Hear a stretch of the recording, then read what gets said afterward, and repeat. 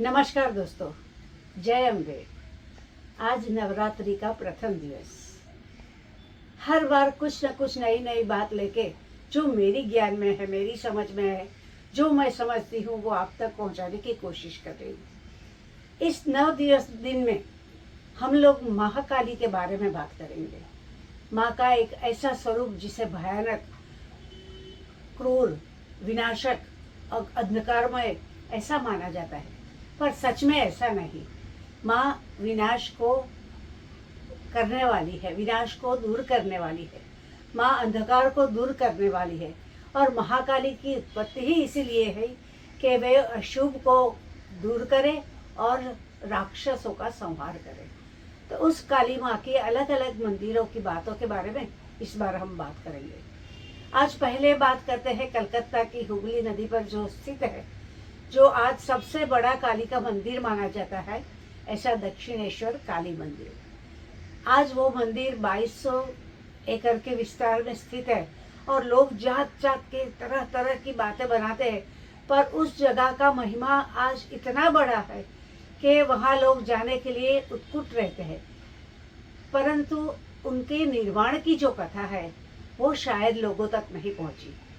बहुत ही कष्टदायक और बहुत ही भयानक वो प्रथा रही है। उस वक्त का जो निर्माण की परिस्थिति थी उसके बारे में मैं आपको थोड़ा बताना चाहूँगी। 1947 में रासमणी करके एक श्रीमंत विधवा थी जो महाकाली की परम भक्त थी। उसे स्वप्न में ऐसा आया कि गंगा नदी के पास, हुगली नदी के पास मेरा एक निवास स्थान बनाओ, तीर्थ स्थान नहीं, निवास स्थान बनाओ।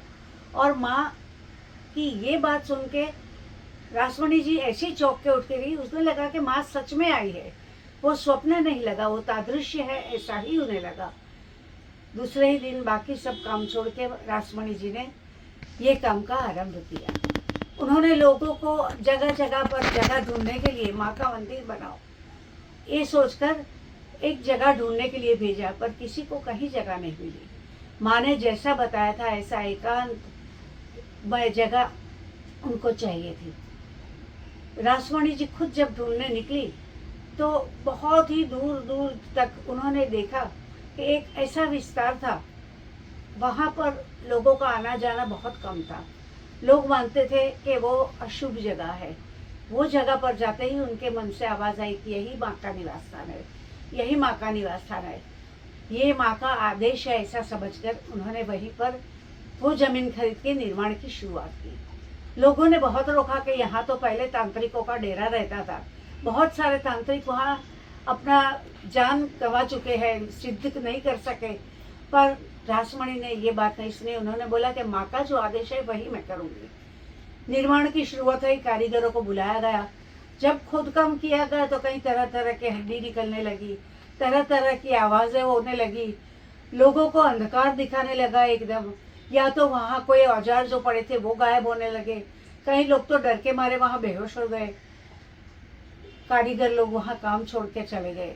बहुत लोगों ने समझाया कि ये नकारात्मक जगह है, यहाँ पर ये मंदिर का निर्माण मत करो। पर वो माँ की भक्त थी और माँ के आदेश पर उन्हें पूरा विश्वास था। उन्होंने बोला नहीं, और कारीगर लाओ। अलग कारीगर आए चले गए, आए चले गए, आए चले गए।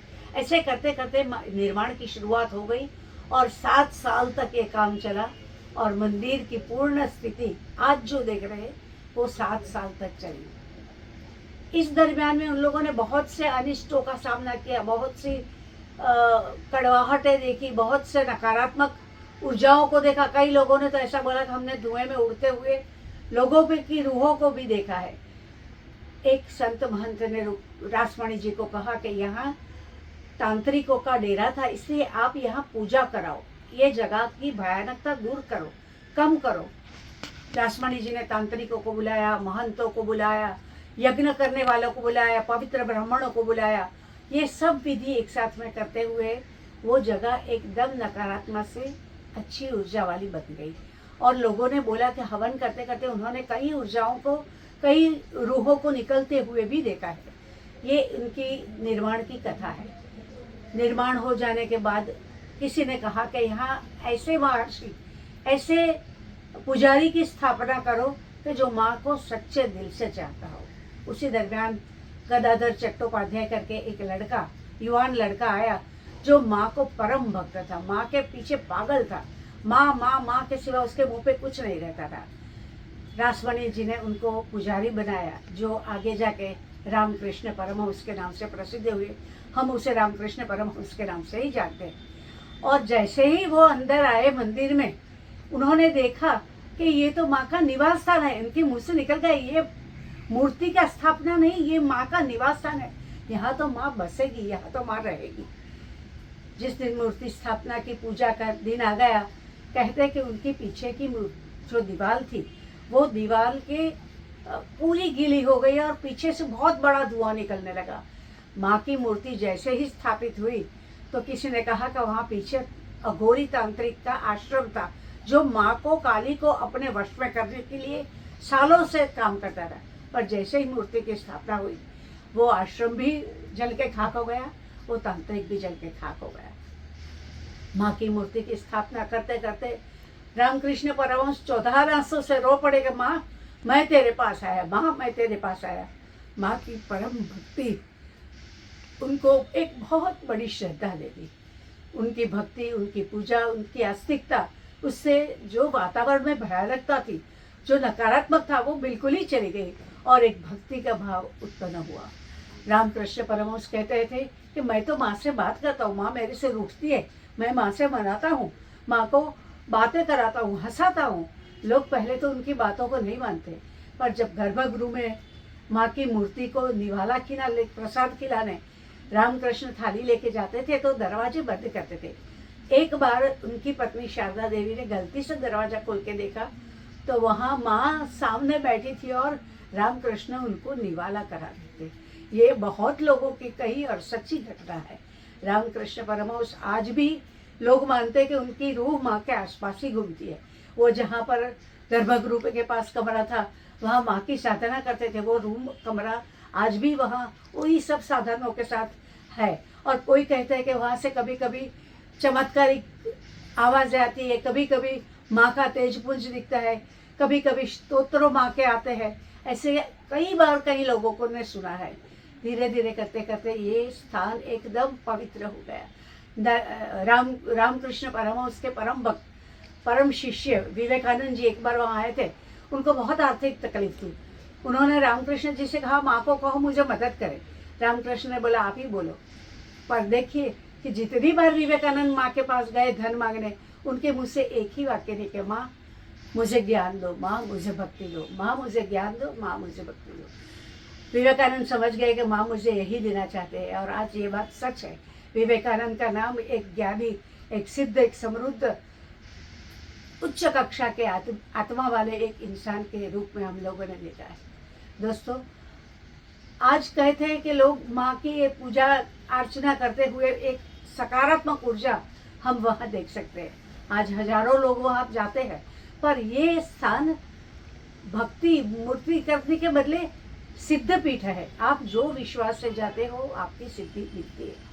पर एक बात वहाँ है कि अगर माँ का आदेश नहीं हो तो आप दरवाजे तक जाके भी दर्शन नहीं कर सकते। माँ की इच्छा के पास ही होता है। माँ, कई भक्त लोगों ने तो ऐसा भी कहा है कि माँ के पास जाते हो और अपनी करुणा बताते हो तो माँ के चेहरे का हाव भाव एकदम बदल जाता है। वैसे तो गले में नरमुंड, हाथ में फरसी, त्रिशूल और पैरों के नीचे राक्षस, वही उनका स्वरूप है, जीवा भार। पर जैसे ही आप रोते हुए माँ के पास जाओ, उनके चेहरे का भाव बदली हो जाता है। दोस्तों, दक्षिणेश्वर मंदिर जितना आज समृद्ध और प्रसिद्ध है, इतनी ही उनकी रचना की कहानी अद्भुत और रोचक है।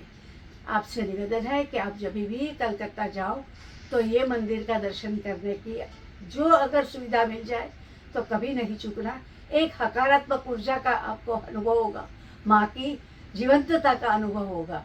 दोस्तों, आज की बात आपको अच्छी लगी तो इसे लाइक करना, शेयर करना, सब्सक्राइब करना और माँ का प्रचार और प्रसार लोगों तक पहुँचाना।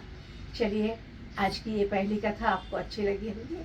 कल फिर से मिलेंगे एक नई काली माँ की कुछ नई मंदिर की बात लेके। तब तक के लिए जय हिंद।